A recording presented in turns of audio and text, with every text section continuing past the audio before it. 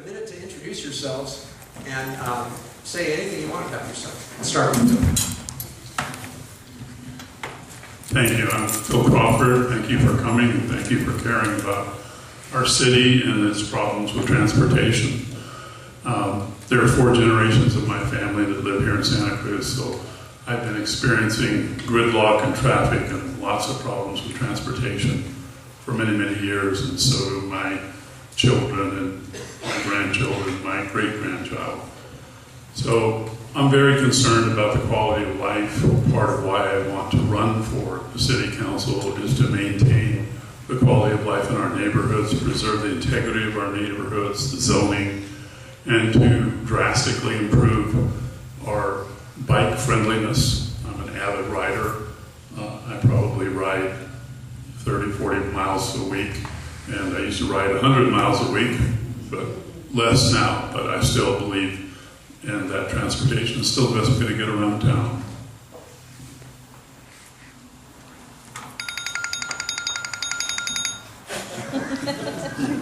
Sorry. Good evening, everybody. My name is Ashley Scontriano. I'm a new face in politics in Santa Cruz. That's why you may be looking at me going, who are you? What commissions have you sat on? I've been living my life like you in our community. And by being born and raised here, my family owned a small business. Together, I'd say my family has been in the city specifically for 90 years. Owning small businesses and working with the city, I definitely have a perspective of what it's like to be on the other side of government, trying to work with government, which can seemingly be difficult at times. And so I bring a perspective that's a little different. And I think it's time for a difference, for a change, to really look at what policies are working for our community and what isn't, and bringing a perspective that's new. Being local, I don't think any of us can deny that there's an issue with traffic. And we'll get into that a little bit later. My name is Ashley Scontriano. Thank you.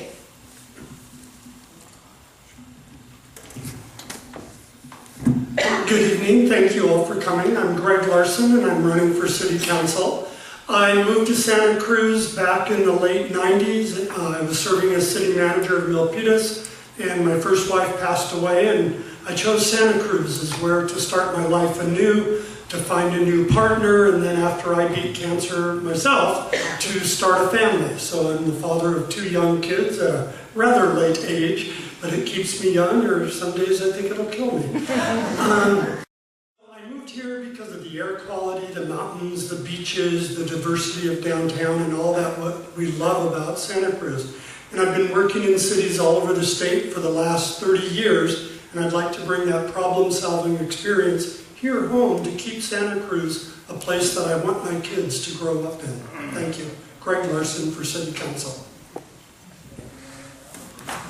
Hi, my name is Dr. Justin Cummings. I got my PhD in ecology and evolutionary biology here at UC Santa Cruz, and the reason why I went into the biological field is because I really felt like we needed to protect our planet and we needed to do more to protect the natural environment that we all live in.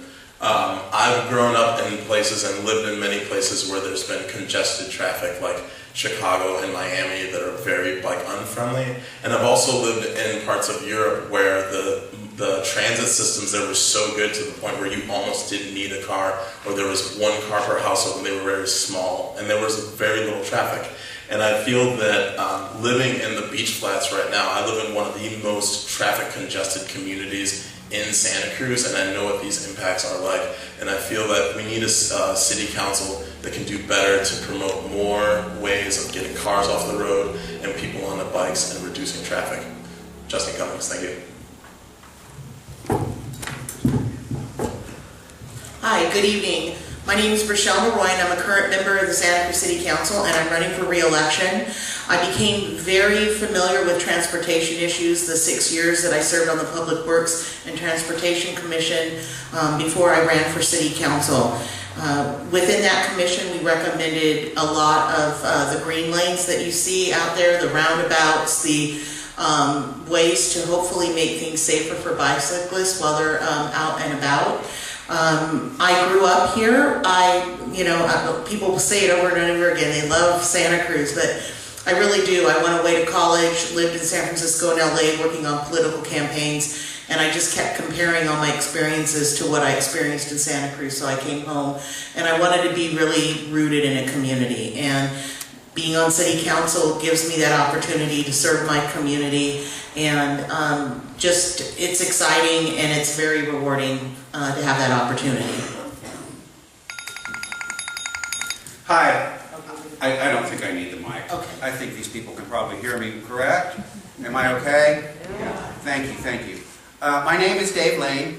I'm a fourth generation Santa Cruzan. My great-grandfather bought a cottage here in 1952, so I spent my summers here growing up. My wife and I moved here permanently in 1992 when I got my master's degree from Fresno State. My wife and I built a house on the cottage lot on the west side in 1999. We did an owner-builder construction of our new house.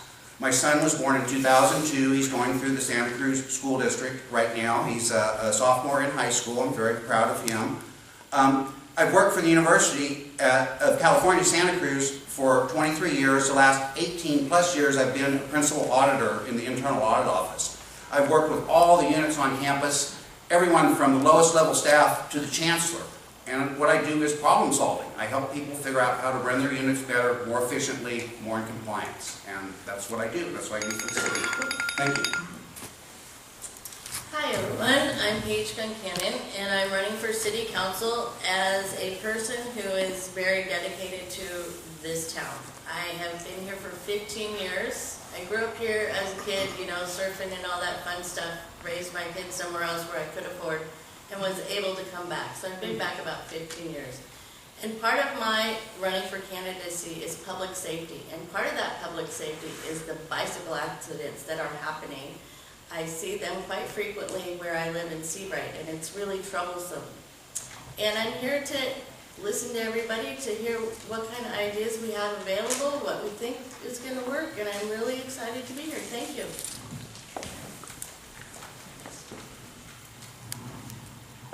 Hello, my name is Cynthia Hawthorne. I've lived in Santa Cruz for 33 years. I raised both my daughters here through our local public schools. I also was an elected official for 8 years for the Santa Cruz City School District, and during that time, I implemented and led green policies through the Green Schools Committee. I also made sure that we were a part of Safe Routes to School. I got to sit at the table with Mr. Laird and Michael Posner as we talked to Caltrans about how to begin to implement something during the King Street corridor.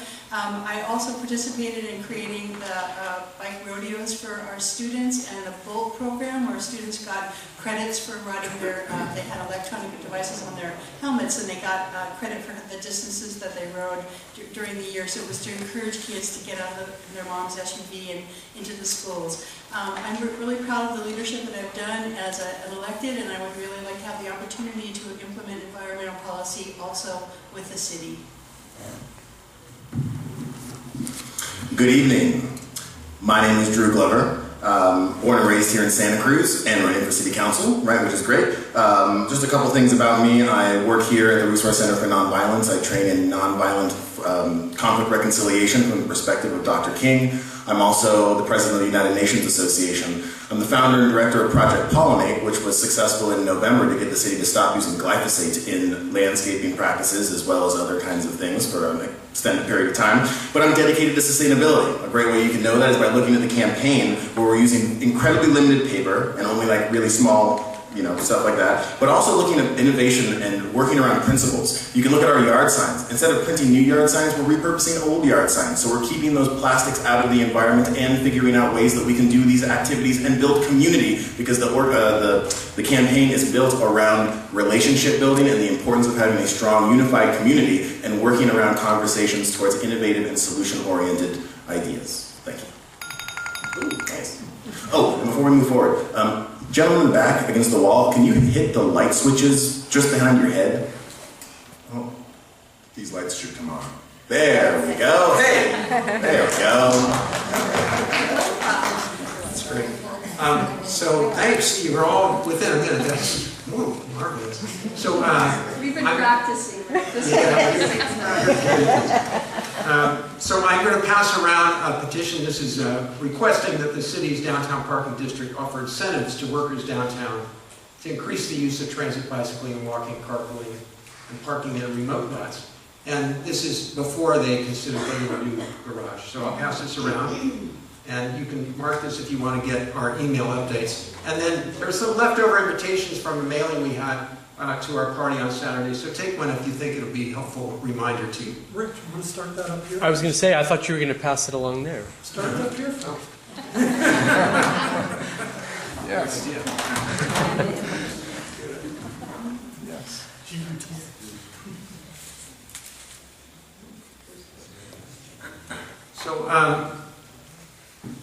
So the candidates had these questions in advance, and so they're going to have a minute each to answer them. It's just such a big field, and we don't have time for more to stay within our hour and a half. So the first question is, what is your position on the proposal for a 600-space parking garage downtown? And I want to remind you that it's a sign of wisdom to change your mind when you have more information. It's not.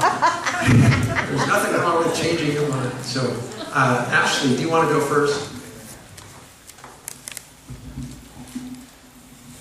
Of course I do.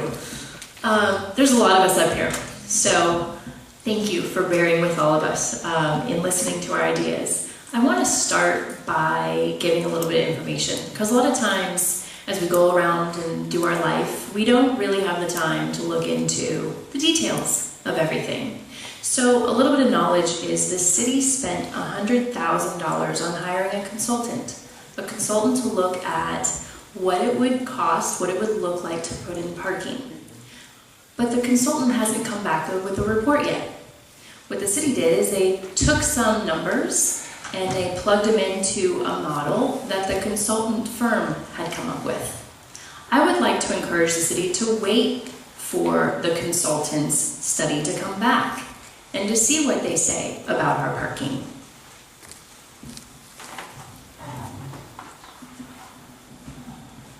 First, I want to thank the campaign and Rick in particular for bringing data to the discussion. Having managed many cities, that's where it's always best to start, is to get the facts straight. And while people can't agree to truth at the federal level, let's hope we can do it here at home. And let's agree to the facts first, and then we can talk about the implications of that data and what's the best solution. The garage has obviously been divisive, and it's one that has to be studied and considered some more. My priorities are to retain downtown as a center of culture, commerce, and pride, to eliminate surface parking lots, which are horrific heat islands for our downtown, to increase transportation and demand management. And that's why I was interested in, as an avid cyclist who's only owned electric vehicles for 2 years and hybrids for the decade before that, and bikes for all in our family, that matters to us. Plus, we have to restructure our parking fees, and I'm glad the city's starting to look at that. Let's do it more aggressively. So currently, I'm opposed to the idea of bringing more parking into Santa Cruz. I personally have never experienced in the past 10 years that I've lived here any kind of, I've always been able to find parking downtown.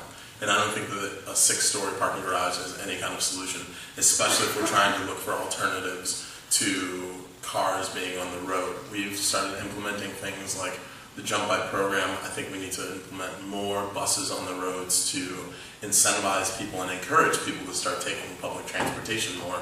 So if we want to get away from, and we want to reduce our emissions of carbon dioxide that we're emitting from cars and get more cars off the road and reduce traffic, then why are we thinking about investing so much money into a parking garage when we should be investing this money into looking at alternative solutions to taking cars off the road?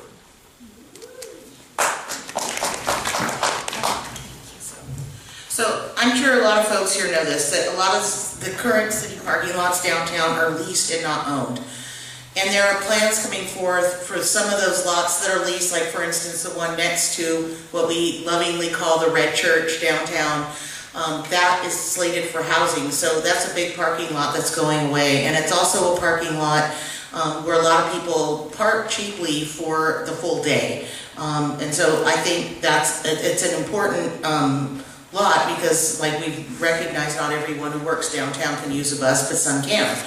So this is really hard. I do support the multi-purpose building. It's not just a 600 parking garage, spot parking garage, but it's a multi-purpose building, which is what cities are doing now because they just can't afford to do standalone buildings.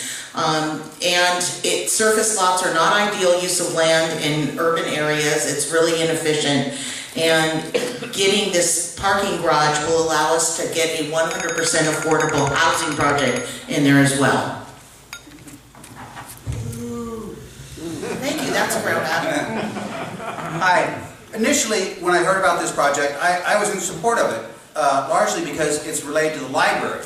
And I mean, it's one of these feel-good projects. Who doesn't want to support the library, right? Oh, you're against the library. Oh my God. But, excuse me? You want to share your Oh, okay. I'm sorry. I thought you could hear me. So the more I've learned about it, I now have some real concerns. The cost. They say it costs so much because it's on the roof and it's above high ceiling rooms. Why does it have to be on the roof? Why can't it be down in the basement? I don't understand some of this and I just need more information. One project I've heard thrown out that no one's mentioned is to put a monorail in the center of Highway 1, at least from here to Watsonville. Put a raised platform and build a monorail that goes all the way from here to Watsonville, running both directions. And that would do more than anything to get people off that freeway. And that's where we need to spend our money. I know it would be very expensive, but it's a long-term solution. Thank you.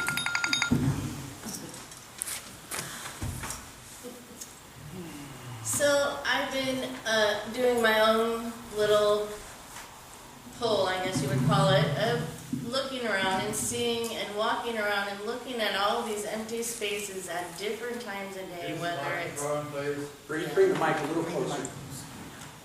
whether it's 9 o'clock at night or noon. There's a garage that is downtown that's half empty and the whole top floor is empty. We seem to have plenty of parking spaces and we don't really need to add any more. But I, like Ashley, I'm waiting to hear a report from somebody to tell us what they think. Again, there's plenty of spaces, and I can't go with this one at all. I think we have enough spaces, and I think I'm liking the idea of giving the downtown workers bus passes. I think that might help out a little bit more.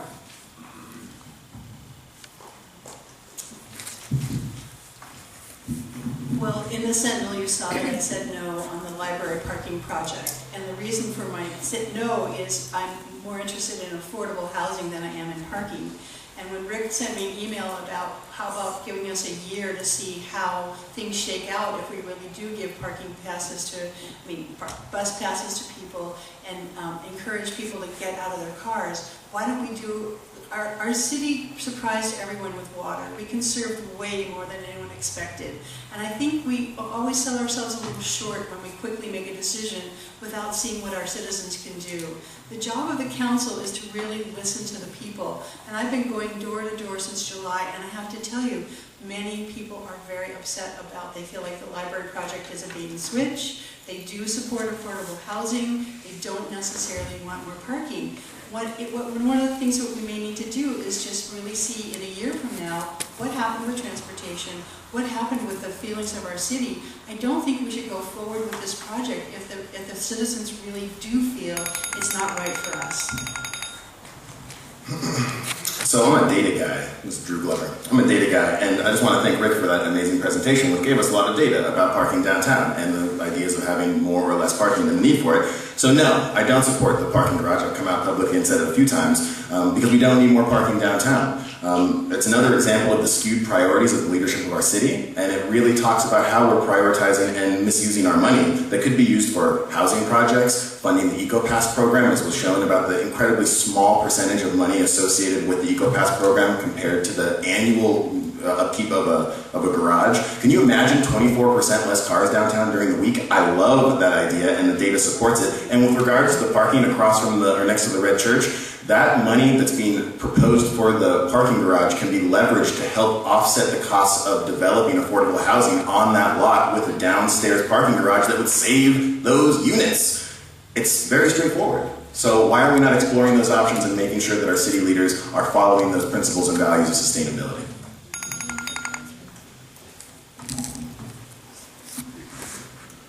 Thank you, Rick, for providing lots of information about the project. And I'm not in favor of this. I think it's a twofer. I think it's a library.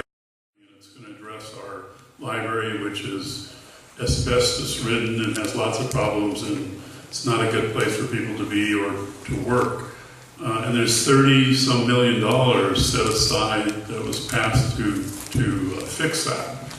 And they're going to take that money and move it over to this new library with the parking structure. But then we still have a library that hasn't been fixed yet, that's sitting there. And we're moving the money over without saying, how are we going to deal with that? So I don't think it's a good idea to invite more cars downtown. We have to figure out ways to have fewer cars. We need more bike-friendly pathways. We need more things like the jump bikes and alternative ways of people quickly using alternative vehicles that have small footprints and that don't leave carbon. Thank you. So this question is about the use of the rail corridor. So our organization, Campaign for Sustainable Transportation, and others, such as Friends of the Rail Trail, like Santa Cruz County, and the Land Trust of Santa Cruz County, support staying with the approved master plan to build the trail and save the tracks as the best way to get the trail built ASAP and preserve options for future public transit on the corridor. Do you support building the trail ASAP and saving the tracks? Why or why not? Greg? Absolutely. Our highest priority must be to get the trail built as quickly and efficiently as possible while preserving viable transit options for our future. And congratulations on the Coastal Commission's approval just this week of the Trestle Bridge widening by a unanimous vote. But I'm also working to make our trail a reality. Not only do I list it on my personal and campaign websites, I've been fighting for it. You may recall that earlier this year, the first segment was delayed due to a threatened change to go to an on-street detour. In just 3 days, I gathered 2,700 signatures that caused the trail to stay on track. That's the sort of leadership that we need, that fights for things that we all care about. So I also support building the trail and keeping the rail in place with the hopes that we can have some sort of commuter rail in place to move people throughout the Bay Area. Having access to environmentally beautiful places is something that really helps human health, and it helps our community be sustainable in the sense that we want to preserve the environment we live in. Many people who live in areas like Watsonville have very little access to coast. I had friends who worked at Watsonville High, and the students who went there had never seen, some of them had never seen the beach before because they had very little access. And if we provide people with access to not only beautiful areas that they can care about and want to help preserve, but also people access to the areas where they work in so that they don't have to drive and we can keep more cars off the road, then we can actually have ways where we're reducing traffic, we're reducing CO2 emissions, and we're helping to maintain and preserve our environment.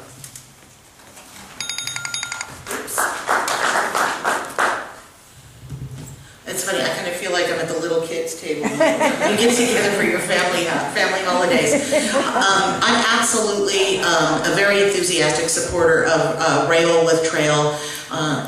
It's the last undeveloped north-south corridor that we have in this county that has the potential to move people back and forth. And if you talk to anybody who lives in South County, they're desperate for something other than Highway 1. And I think we need to respect those wishes as well. I think it doesn't have to be a train. It can be a magic carpet. It could be a people mover from Disneyland. Whatever will work on that and ever is viable, to have a motorized system of transport on that rail trail I think is really important. And I think we're going to have technology that it could be zero emissions. It could possibly even run on the tracks that are currently there, that we wouldn't even necessarily have to completely gut the tracks out. My husband is a self-described train geek, and he tells me the technology is there to not have to spend tons of money to use those tracks. I got this one. Sorry. Dave Lane again. Yes, I fully support this program. I have since it was first implemented. I remember years and years ago working with people riding the trains from Depot Park up to Felton and back, and doing all that stuff early on to help this project. It would get people off Highway 1. It would also provide a great recreation opportunity and a tourist attraction. People will come here to use the trail and the rail. As I mentioned, I'd also like to see a study to see if we can't expand rail service and maybe put a monorail in the center of Highway 1, put a raised platform in the center of Highway 1 with a monorail that runs down to Watsonville and runs up to UCSC when it gets here. I think that would do more to get people off the highway than anything we could do. And it's expensive. It's long term. Thank you. Well, if you don't know, I live in Seabright. I live right next to the tracks. I walk over the train trestle almost every day. So today when I found out that the Coastal Commission approved it, I was so excited. Because walking on that footbridge and that trail right there, I have been run over by jump bikes. I have been hit by strollers. We've had to pull strollers up and over, and it's just been insane. So I'm so happy for it, and I'm glad that it's coming. It's a long time in coming. I am a train person myself. I spend many a days up at Roaring Camp being engineer for the day. So I'm a train person, and my whole family is the trail. They love to ride bikes. I can't, they can't, they love it. My brother comes here from San Francisco just to ride the trails. So I'm very excited that this is all happening.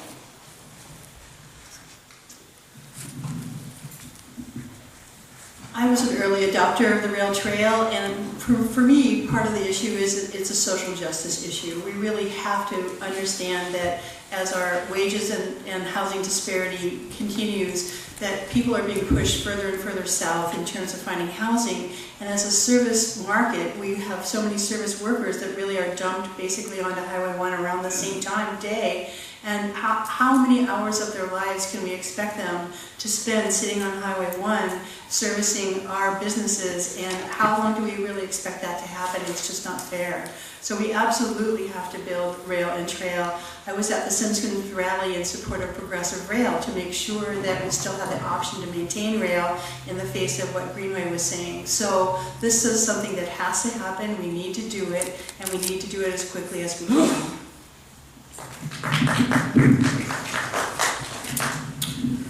Drew Glover. Yes, I support the Sierra Club's recommendation as well as the plan to establish the trail and keep the tracks. The reason being is that in the situation that we're in right now, we need to maximize our options with regards to transportation, not remove them. And there's the very real possibility that tracks will be a viable option for transportation in the future, even if it's not right now. So if we can get people on the trail, using their bikes, getting off the road, and being able to enjoy the time while we maintain the option of the tracks, that's super important. Now, it's important to talk about, though, because I just mentioned progressive rail. There's an issue with the people that are against the tracks because of the potential of the transport of toxic freight. We need to make sure that we have strong leadership in the RTC that will block any possibility of that happening, so that not only will we be able to keep the people on the trail safe, but also to avoid any possibility of those toxic chemicals, gas, whatever it may be, out of our ecosystems, which is what the train will be running along with our protected marine sanctuaries. Thank you. I am also a strong advocate of the rail and trail, and I don't know how many of you are familiar with the Caltrans train system, where you can go from San Jose up to San Francisco and bring your bike on board. There's bike cars, and you can get off in San Francisco, and then you can actually get around the city a lot quicker than you can with a vehicle. So it's a great way to move. And this combines the opportunity of having some kind of rail eventually, and also having a bicycle trail that will enable people to get from one area of the city to another, and from one area of the county to another very quickly. And those of you who commute by bike know that you can, in most cases, you can get around faster on a bike than you can get around on a vehicle now. So I think it's an excellent opportunity for us to do both bike trails and to plan for rail in the future. I want to go back to the 600 parking spot, because that minute went by really fast and I didn't really get to say everything. But I want to add that we haven't exhausted all of our transportation options. We could have a parking lot that tells us the number of spots available. UCSC just did it with their new parking structure, and it is super helpful. I'd also like to say that we can implement a phone application to see what parking spots are available. So really look at every avenue before we move forward with building this structure. But we will have more housing coming downtown, so we're going to lose 234 parking spots. So just keep that all in mind when we're moving forward. As for the rail trail, I want to say that I support implementing the trail quickly, efficiently, and getting it in. Putting it on the rail system right now would be the fastest way to do that. If we come up with a new passenger transportation, we don't necessarily want it to be where the tracks are. We can remove the tracks, use that money, recycle that money, and have efficient money to put the tracks somewhere else. I think both are necessary, but we really got to make sure it's a passenger train and not a commodity moving train. I'm going to pass around a donation bucket to defray the costs of using this great community space. And are you going to do that up here too? I'll get to you later. So the next question is ask for specifics. What specifically can the council do to protect and increase the supply of affordable housing? So Justin, you're first. Okay, so it was. It's about protecting the supply of affordable housing and increasing the supply of affordable housing. What specifics? As far as increasing the supply of affordable housing, one of the things I foresee is that the city council needs to be able to work with the county in terms of some of the measures that are coming up in the near future. So Measure H is a $140 million housing bond that would go towards affordable housing. And I have supported that measure because I think that Santa Cruz has been lacking in the funds that we've been able to provide towards creating more affordable housing in the city of Santa Cruz. And given that there's a lot of proposals for development in Santa Cruz currently, we need to think about ways that we can actually develop on lands that are owned by the city. So some of those, like 350 Ocean, helping to offset the cost of nonprofit developers to develop more affordable housing on that land. And in addition to that, we need to hold developers accountable in the new developments that have been proposed to ensure that they meet the minimum requirements of development, and we can increase those percentages if possible. So protecting current housing is a little tricky because when we build affordable housing in Santa Cruz, which by the way, our downtown corridor, around 50% is inclusionary, and the council recently approved, and it's going up, a 100% affordable housing project on Water Street. So we have been trying to pursue these opportunities where we can provide land to a nonprofit developer, and then they can go do exactly what they're really great at doing. In terms of increasing, we need to build more. We're not going to get more affordable housing without building more. Obviously, it needs to be the right type of housing in the right place. I believe there's a lot of potential around the, gosh, I just went blank. I'm so tired. I'm not tired, excuse me. I'm just tired. Along Front Street, along Laurel and Pacific, I think there's wonderful potential there to be able to do affordable housing. The city does own some of those lots. And so when that happens, it makes things easier. We need to tell the state to bring back redevelopment agencies too, so we can have a consistent pot of money to build low-income housing. Hi.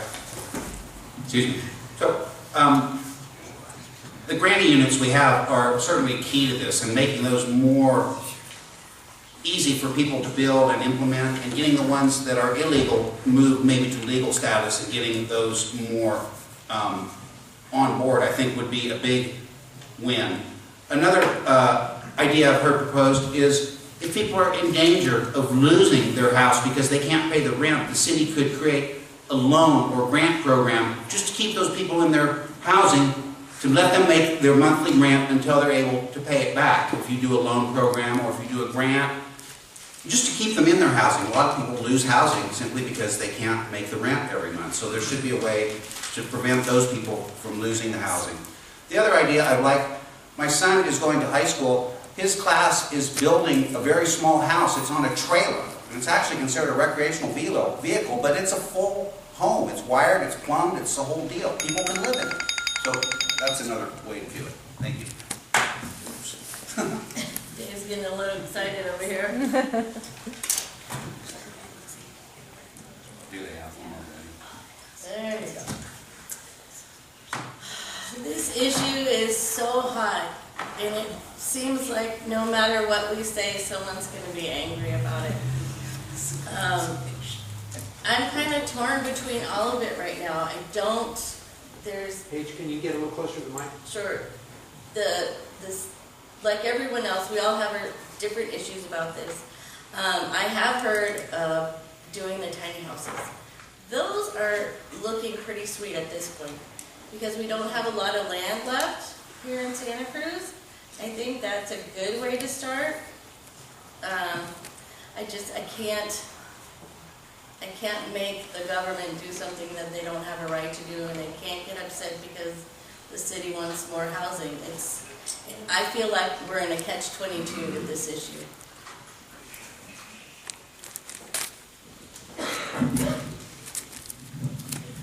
I think implementing the recommendations from the housing blueprint is a great place to start. They speculated there's about 600 illegal units that are just not permitted in the city of Santa Cruz. I think that I've spoken with people recently who guess it's more like 1,200.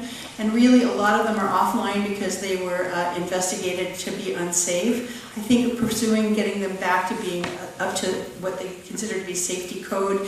SB 1266 is right now on the governor's desk. It's the bill that says that counties and cities, if they choose, have the option of just giving a certificate and not having to go through the entire permit process, and therefore lowering all the fees and making it more accessible. A lot of people haven't actually made their units legal because it's very, very expensive, and it's actually a revenue generator for the city, which the council could certainly talk about. And in addition, I think what we also need to do is take a look at the faith community has large tracts of land still in the city. If you look at the Google Maps, those are the only unused parcels.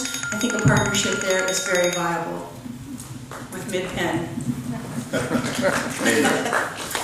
Okay, so let's start with yes on Prop 1, yes on Prop 2, measures G and H. Okay, so now let's move on to protection. Vote yes on Prop 10, because when Prop 10 passes, it will repeal Costa-Hawkins, which means that rent control will apply on all rental units in Santa Cruz. And then vote yes on Measure M, because then we'll have rent control here in Santa Cruz that will apply on all rental units. Now, no matter how you feel about Measure M, there's a lot of room for conversation I can't get into in a minute. But, if we don't pass M for whatever reason, we need to make sure that we have city council members that are ready to fight for renters' protections and make sure that people can stay in their homes no matter what, instead of some washed-down, watered-down ordinance like we saw most recently with the city council. And we need to reallocate money from bloated infrastructure projects like the development of the wharf, which is completely unnecessary, from everyone that I've talked to that doesn't work for the city, even people that work for the city, and then invest that money in building affordable housing now so that we can get people moving in the development of it, and then as we continue to receive more money from the state and the bonds, we'll be able to reallocate that even more and build even more. Thank you.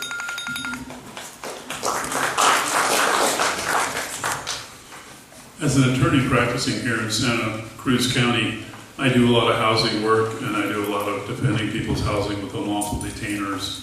And so I'm constantly dealing with it. Also in the city Capitola, represented over 80 seniors and low-income persons who are being tossed out because the city eliminated rent control in the mobile home park there. So I have a lot of experience with people losing their housing. But one of the things that I had recently was a partition, and that brought me in touch with Major J in the county.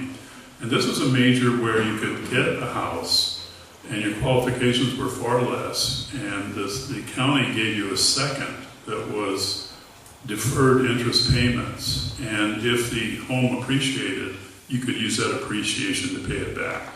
And also, when the house sold, there was a cap on the price. So we just sold that place for like $180,000. Fair market was probably $450,000. So this, I don't know why we're not doing more of that. I think we could do more that help people get in housing. From being an outsider and having to deal with the city, I understand what it's like to deal with the planning and building department. and how difficult it is and how many restrictions they put on you.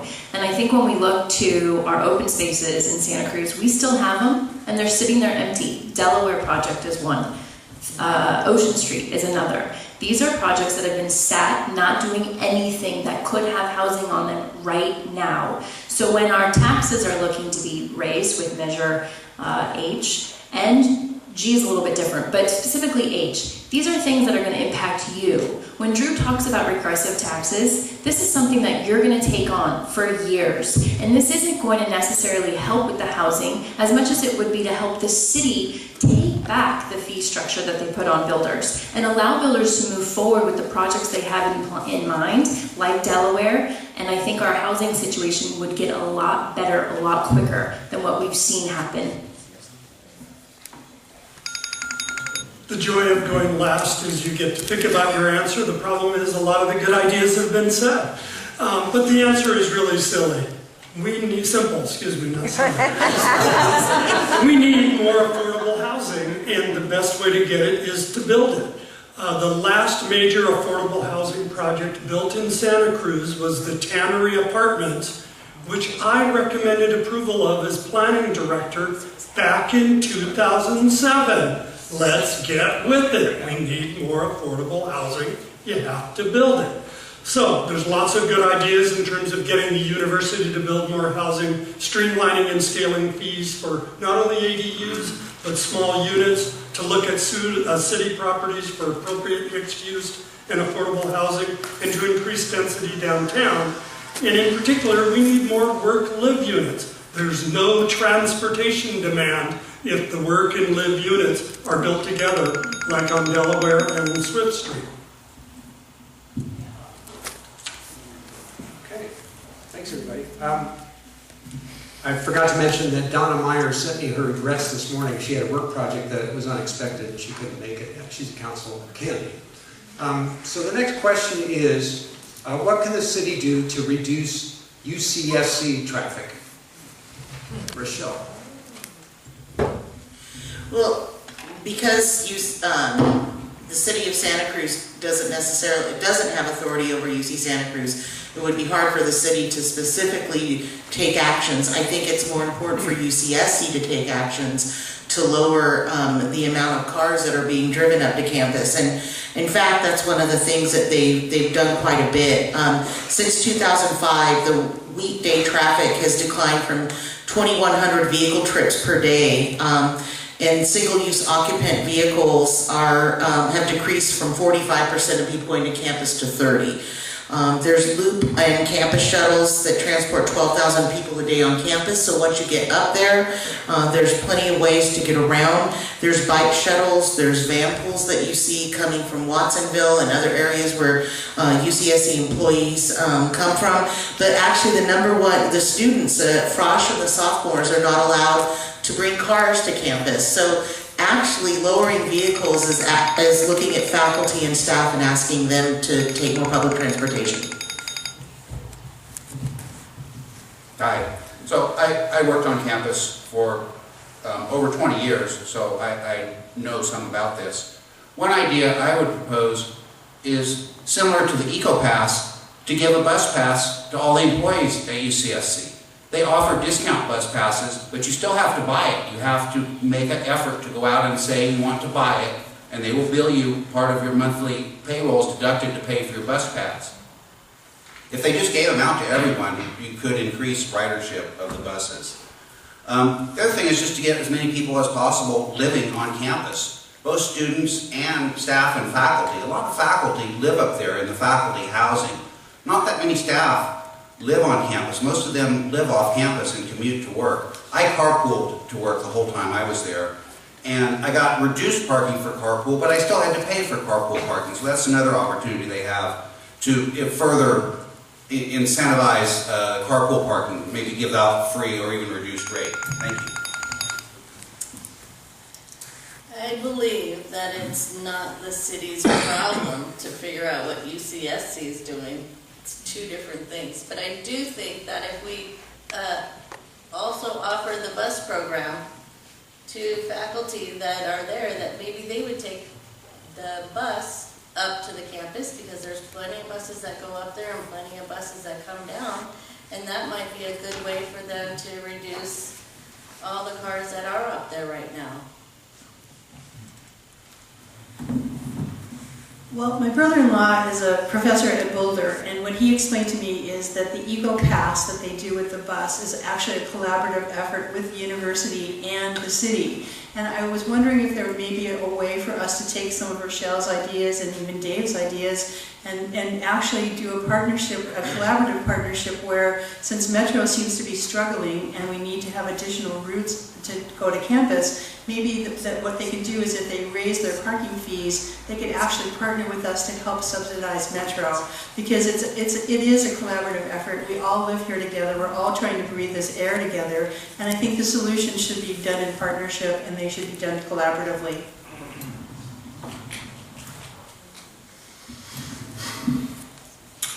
Expand the Metro. Boom. Right? We need smaller buses, more frequent trips. We need to make sure that we can get students on buses so that they can move around and not have to rely on cars to get up and down off of campus. Other things is to work with the UC Regents to increase funding for students' transportation, since they already experience the brunt of it. Even if they are unwilling to do it, we could apply money from our parking funds to be able to offset those costs, at least until we can work out a deal. But what's important is there needs to be partnership. We inhabit the same space as the university. There's no getting around it. So it's better to not be at odds with people that you're around and figure out ways that you can work together. And that's where conflict reconciliation comes in, that I'm trained for here at the Resource Center for Nonviolence. I lead trainings in conflict reconciliation where you bring people together that have two opposing views and find a common ground so that you can see each other as humans that are fighting for the same need. And also with that, if that doesn't work for some reason, that's where community organizing comes in. We need to work together, community and students, hand in hand, to build power and have a stronger, more unified community in dealing with standing up to the university if they refuse to listen to us.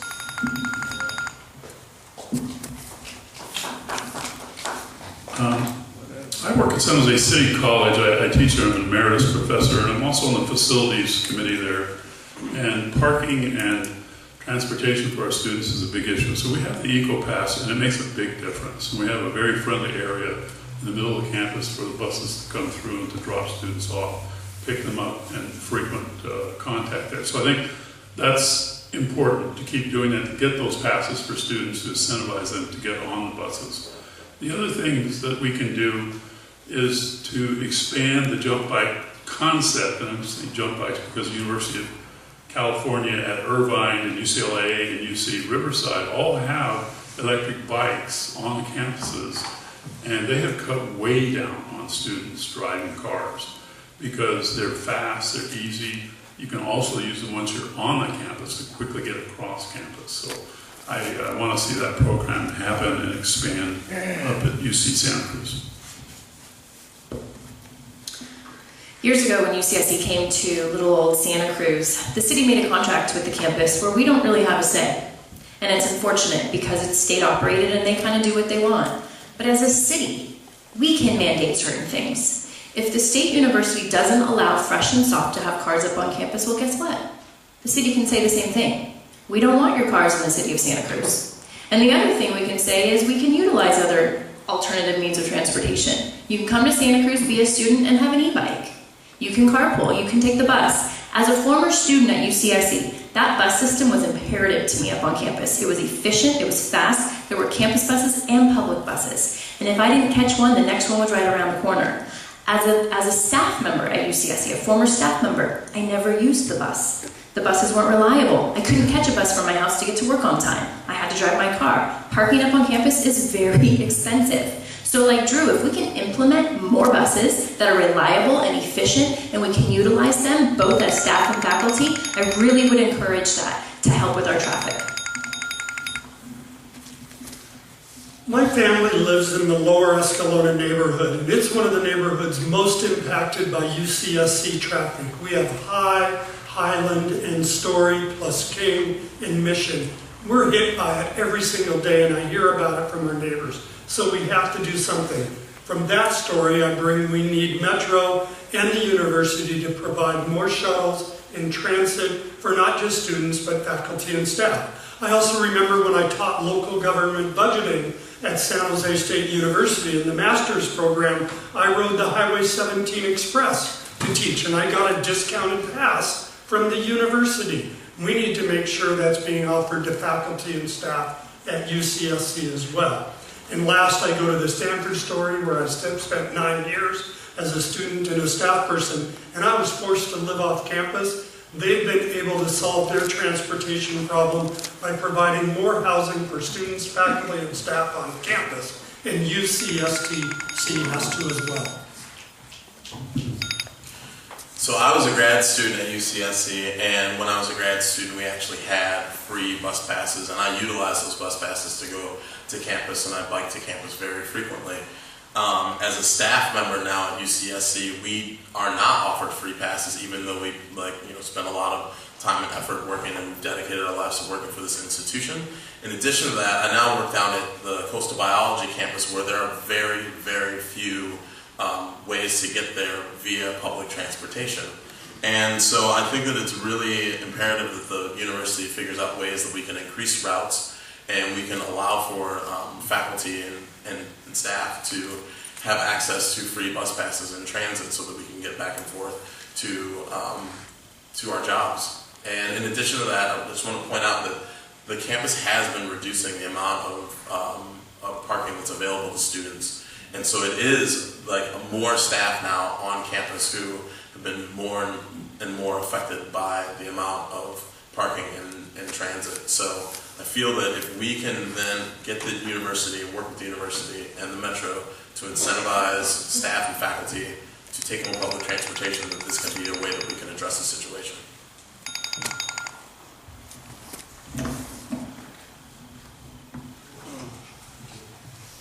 Okay, so it's a question about what is your position on the Regional Transportation Commission's plan to widen Highway 1 for 4 miles of auxiliary lanes?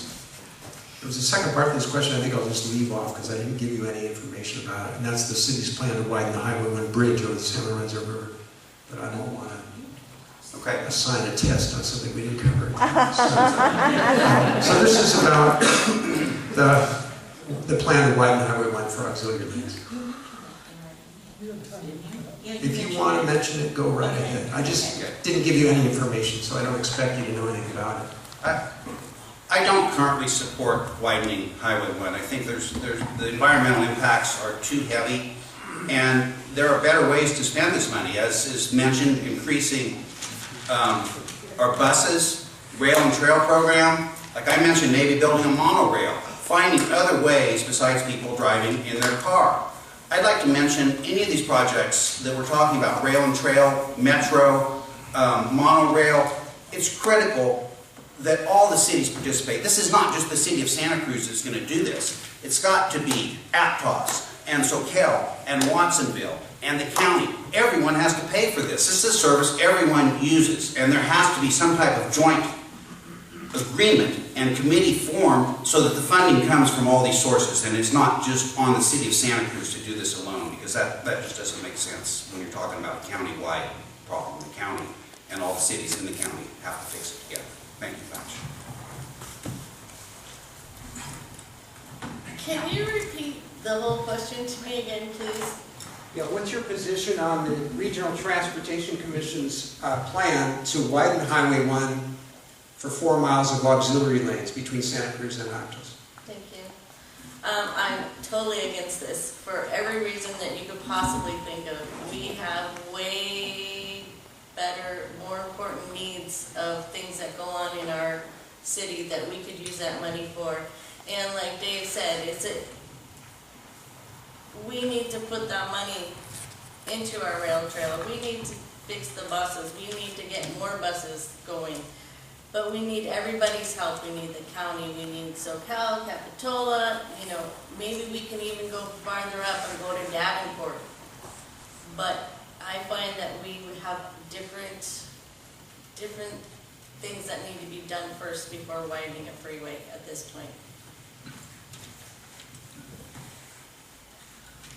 Well, Measure D is a county-wide measure, as you know, and it actually was passed by everyone in the county. And I know that one of the things that the RTC is talking about is building the auxiliary lanes. I guess one of the issues that comes up for me is the concept of traffic, about how if you build it, they will come. And I saw this happen actually in Tacoma, where for years they were building, and we were in horrible gridlock every summer when we went up to where my family is. And now they're done, and we're sitting in terrible gridlock, but it goes further across the highway. That's the outcome. I do know that one of the things that people are talking about is building the lanes and having those be bus lanes. I think that's something that is worth looking at, because really, again, it's the social justice issue. How many hours of people's lives can we expect workers to spend sitting in traffic on Highway 1 as they service us in Santa Cruz? We absolutely have to be aware and talk about that. I'm open to what ideas people might have, but we need solutions. So part 1, widening the highway, no.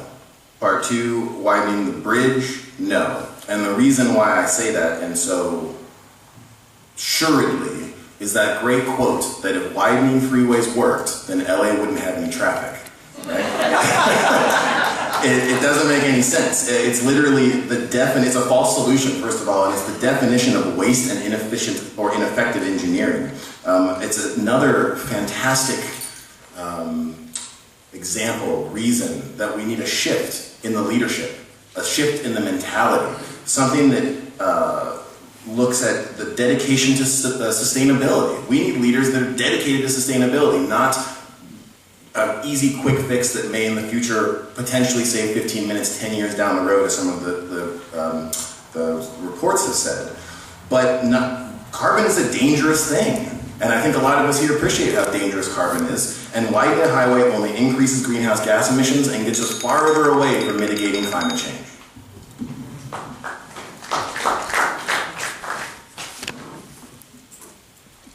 I'm not, at the present time, in favor of this, and I think that we need to have an environmental impact study, and the information that Rick has provided doesn't indicate that at the end of the day, it's going to help to do this, and it's going to cost a lot of money. And I think we also need to learn how to live within our capacity. I think you all know what would happen if they cut across Highway 17 and created a 6-lane highway straight across. There'd be 1 million people that would move over here the next year. And think how weird Santa Cruz would get with 1 million new people over here. Because it's nicer to live here, the air's fresher, it's cleaner, and part of it is because we don't have all of the air pollution and carbon and all the other things that are impacted over on that side of the hill. So I'm not in favor of that. I think, again, we need to put that money into alternative transportation. I don't think anyone can deny that we definitely have a traffic issue. It took me an hour and a half to get from Santa Cruz to Nicene Marks around 5 o'clock. That is very common for a lot of us, and especially if you commute, which thankfully I do not. It is a hellish commute. And so something has to be done, but what? Widening the freeway? Yeah, I don't think that's really going to solve the problem. But if we look at widening the freeway in a way that's smart, such as making it either an HOT or an HOV, or making it a passenger, making it something accountable for the drivers on the road to have to carpool, to have to utilize an auxiliary lane for purposes that would be mass transit. I think if we even remotely entertain the idea of widening the freeway, it has to be done in a way where we can be accountable for putting more people in the cars, because we do love our cars. And on rainy days, I don't know how many people are going to jump on an e-bike. So we can also look at mass transportation, small buses. And also, lastly, I would say, if we could shift the thought of freeway being fast-moving trucks and SoCal being more smaller transit, maybe that could be a flux for changing transportation in the future.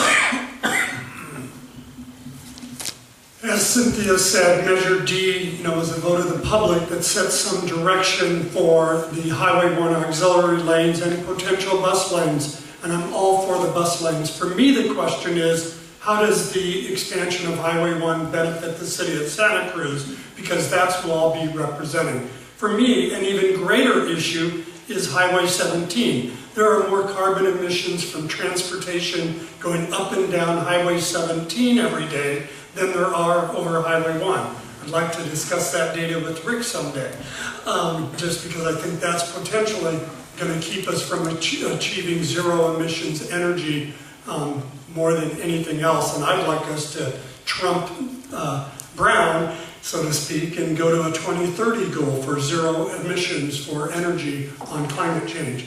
Last, as I mentioned before, my family only drives electric vehicles for the last 2 years, hybrids for the decade before that. I bike to most all of my meetings or forums, and I look forward to transportation demand management before any traffic improvements. So widening the highway would have a variety of environmental impacts. Not only are we going to see an increase in carbon emissions, but we'd also see the degradation of a lot of the natural areas that are around the highway. And 4 miles won't prevent bottlenecks, so it will incentivize people to drive for a while. It might allow for a little bit of an increase in flow, but over time, we would still see the same bottlenecks, we would still see the same congestion problems that we have now. What we need is to increase mass transportation. We need to try to incentivize more people to get on buses. We need to increase the number of buses that are moving between places and get the cars off the road. If we can get the people who work in Santa Cruz, who live outside of our city, to be able to commute and provide them with free bus passes so that they don't have to drive their cars and so they can get away from driving, then that will help. That will be a solution to getting more people off the road. In addition to that, I think that the bike or the bus on the shoulder in terms of alternative lane will also be a good solution, as well as looking into rail and train. So in terms of the auxiliary lanes, I'm going to bring up something technical here. I think because people passed Measure D and it was stated in the actual measure that 22% must go for auxiliary lanes, I think the only way to change that is if we had another vote of the people. I don't think we can take a measure that people voted on and then just not do what it says. So that's a legal question that would be interesting to answer. Also, auxiliary lanes, think of it as possibly a bus on a shoulder program, because right now AMBAG, which is the Association of Monterey Bay Area Government, showed that to do bus on a shoulder in Monterey and Santa Cruz County would cost millions of dollars anyway to allow a bus to safely move on the shoulder. And right now, even if they did that, it would only go 10 to 15 miles per hour. We have this image that, bus on a shoulder, the bus would just be roaring by. That's actually not true. In regards to the bridge at Highway 1 coming in, it's about safety, it's not about capacity. I spent 6 years studying that, and it really does need to be replaced and need to be widened. Horrific accidents there.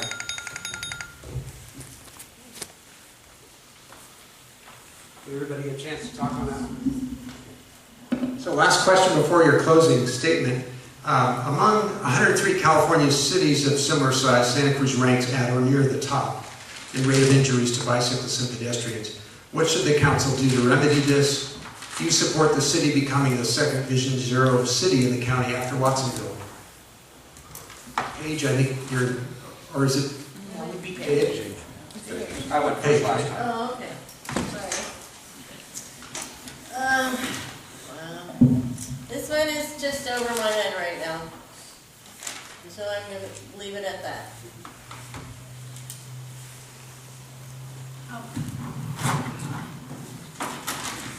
I do support us being a Vision Zero city. I think that we have had way too many losses in terms of serious injury and death on bikes.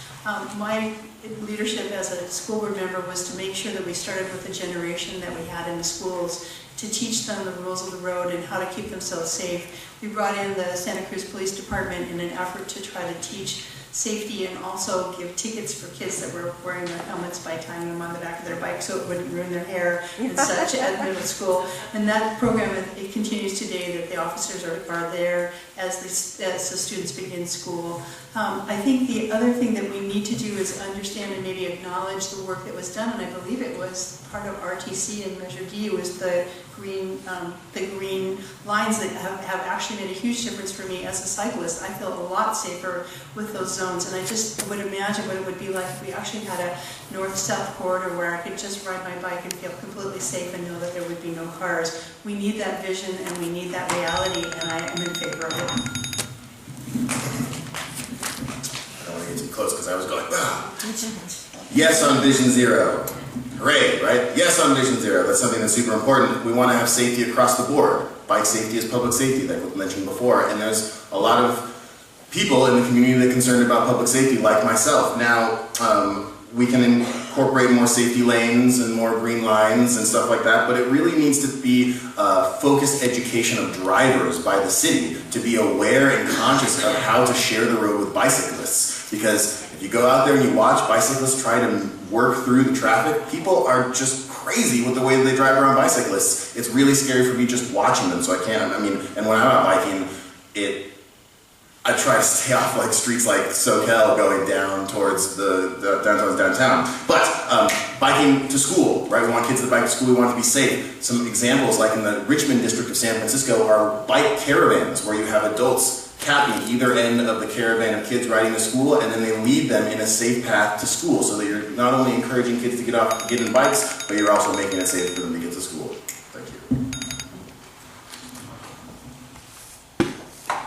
I strongly support all the bicycle measures. I established a bike patrol program at San Jose City College to do a kind of a community policing in the college with students who were campus patrol officers on bicycles. A number of universities that use that. It's a very good way of policing the college and having people feel safer in their community, because about every 4 minutes anywhere on the campus you see one of these cadets on a bicycle. And I taught the course along with a lieutenant from the police department and trained these folks on the bicycle patrol.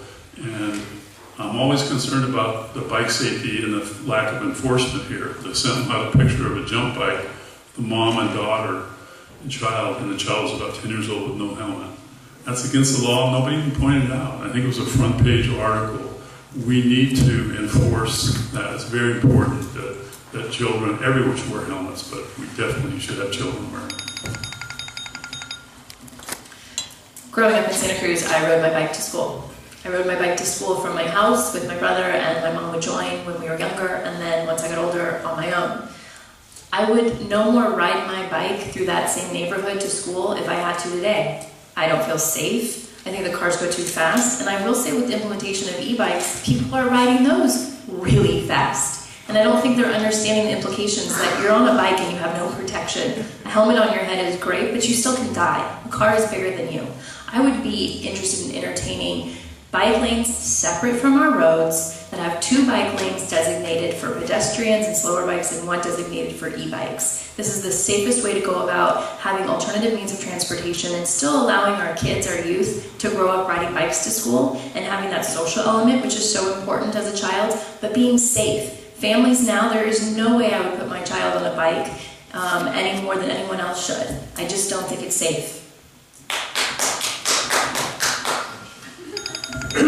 I have to like Vision Zero. It started in Scandinavia. But really I like it because it takes a broad vision, matches it with community engagement and quantitative measures. That's the way to make real change, and it's why I'm excited about supporting Vision Zero. Particularly what I think we need to do is focus on improving all of our bike lanes, not just green bike lanes, that's the cause du jour, but how about if we invent the way here to deal with that concrete asphalt seam that's right in the middle of most bike lanes in town. That's a danger. How about if we continue to grow safe routes to school? So my kids today, which are riding to middle school, can get there safely every single day. How can we also increase enforcement so when there are unsafe behaviors, we're holding people accountable for those unsafe behaviors for the safety of all of us? So I'm also, yes, on a Vision Zero city, and I think that one of the things we need to really focus on if we want that to actually happen is we need the people who work in Santa Cruz to be able to live in Santa Cruz. We need those families to be able to stay in Santa Cruz, because ultimately we want to reduce the number of people who have to commute all the way into this town. And that is a big issue that's been going on in Santa Cruz right now. I am very much I like the bike share program, and the reason why is because I used to bike very frequently, and I had stopped biking because I had 2 of my bikes stolen in Santa Cruz, and that was one of the biggest deterrents for me actually biking. So we need some type of enforcement around biking, and one of the things I like about the bike share program is that I don't have to worry about that bike getting stolen, and it doesn't cost me very much either. I mean, I can ride from my house, I can ride from almost each side of Santa Cruz, the furthest points for about $2 per commute. And I think that that's worth it. It's more than gas. It's more than we would spend on insurance and having to have a car. And it would keep cars off the road. In addition to that, I think we need more barriers along bike lanes, especially on streets like Mission, so we can deter people from getting hit.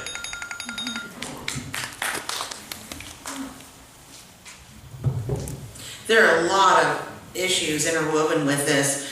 First of all, we have to have streets that are paved in a way that don't make someone fly over the handlebars when they hit a pothole. So our streets need to be maintained well, and that's not just for cars, but actually it affects bicyclists much more.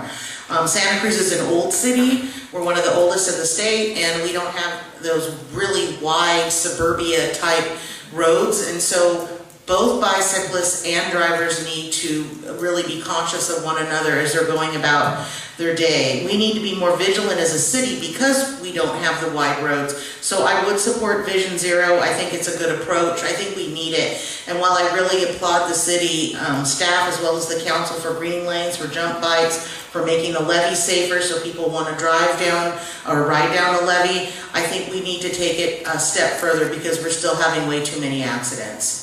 Oh, and deaths.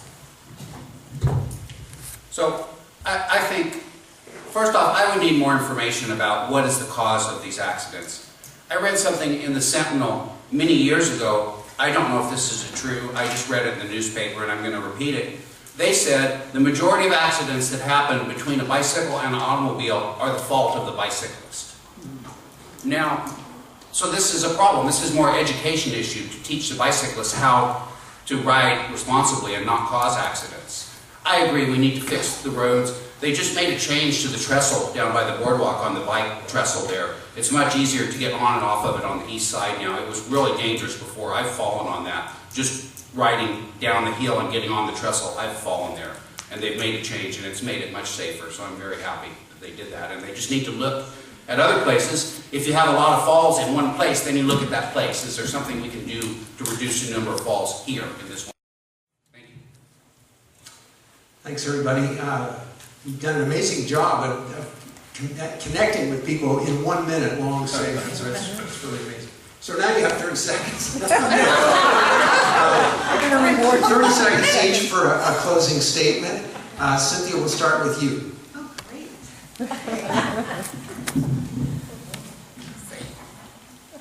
Well, my name is Cynthia Hawthorne, and what I want you to know is that when I was in an elected position for 8 years, I really focused on trying to change our environmental footprint of the school district.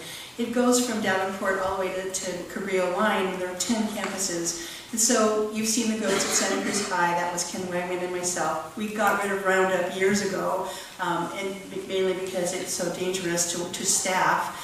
I led a Green Schools Committee, and what we did with that is we did environmental, preferably purchasing policy, we put solar on our schools, we absolutely partnered with Ecology Action, and I'm really proud of the things that we got done, and I almost said some of them in 30 seconds. All right, I'm gonna go fast. Think global, act local. There was something that was mentioned earlier about only representing Santa Cruz, but we need to think holistically about the entire county because Santa Cruz impacts the rest of the county if we pass wasteful, short-sighted projects like library garages and highway widening because it sets a tone for the county. We must elect leaders who will stand strong on the side of innovation and be dedicated to sustainable transportation. And I just want to make a point that the city schools do still use Roundup, and I know because we're working to try to get them to stop using Roundup at Project Pollinate. So write to your city superintendent and let them know that you are not cool with them using stuff. My name is Drew Glover. Vote for me for city council, please. I believe that my career pathways have led me through the kinds of things that you're looking for in a city council candidate. I've been a police officer, a detective sergeant. I've also been an attorney using my skills to protect people and land use to protect seniors from being evicted in housing, and also to work on behalf of the homeless. And as an administrator in the court system, I cut a lot of waste, saved $20 to $30 million in attorney fees costs, and also cut waiting lists way down from 4 months to 4 days. Hi everybody, my name is Ashley Scontriano. I think if you take one thing away from me tonight, I want you to take away the fact that I'm not a politician. So I'm not coming up here with an ego and I don't have an agenda. I think what happens a lot of times with career politicians is we start to listen to those that have an agenda and we start to be persuaded by that. And I definitely have seen a polarization happen with our politics locally, and I want to be able to listen to both sides. I think when we listen to both sides and we try to come up with compromise, it helps the community as a whole. So if nothing else, I'm not a politician. I want to work for you. And I know how the city gets stalemated by a lot of things that hold us up with permits and other complications, and I think we can streamline that a lot better than what we have. Ashley Scontriano. There's only 2 prior elected officials up here, and yet we're all politicians because we're running for office. I'm running for office to make a difference. I want to protect Santa Cruz and our environment for my kids. That's why I'm running, and I think I have the experience to do it. I've been solving problems in 30 cities across California for the last 20 years, and I'd like to bring that work home as a volunteer. Thank you. Greg Larson for City Council. So again, my name is Justin Cummings, and I've lived and traveled all over the world, and I've seen bike-friendly towns work like Amsterdam. I've seen places where public transportation works for everyone, in different places in Europe where you don't need to have a car and everyone still gets around fine to go to work every single day. And we can do that here, but we need a city council that's going to actually critically think and use their knowledge to be able to implement this in a way that's environmentally sustainable for everybody who lives in this community. And I think that I could use the skills and the experience I have to make sure that that happens. So please vote for me, Justin Cummings. I'm Michelle Maroyan. Like everyone else up here, I'm running for Santa Cruz City Council. One thing that I didn't get to mention, and that I think is really important, I'd like to start a traffic calming program in Santa Cruz. They have these in other cities, so when neighborhoods approach the city and they want to have, they want to put traffic calming measures in their neighborhood for whatever reason, right now we don't have a formal way a neighborhood can go about achieving that. And so I would like to implement that and just add to another layer of trying to bring safety to our streets. Again, I'm Dave Lane. My other life I've had for the last 24 years is I've been a home beer brewer, sorry, talk straight here. And I built a commercial-sized brew system. I built a 7-barrel system in my house. I'm looking for a location to open a microbrew. If anyone knows of a location, or if anyone would like to come and sample some of my homebrew and become a future customer, please look me up. I live on the corner of Fair and Delaware on the west side. Drop by and see me. Thank you. Hi, I'm Paige Concannon, and it's great that Rochelle just brought up the traffic calming, because that's something that I've been sort of working on with a couple neighbors because of where we live. They think it's like the Indianapolis 500 or something. So we're trying to figure out a way to have some traffic calming, which is also part of the public safety. And in the public safety category, there's a lot of issues going on, and I'd like to really get started addressing them. Thank you. Is that it? All right, thank you.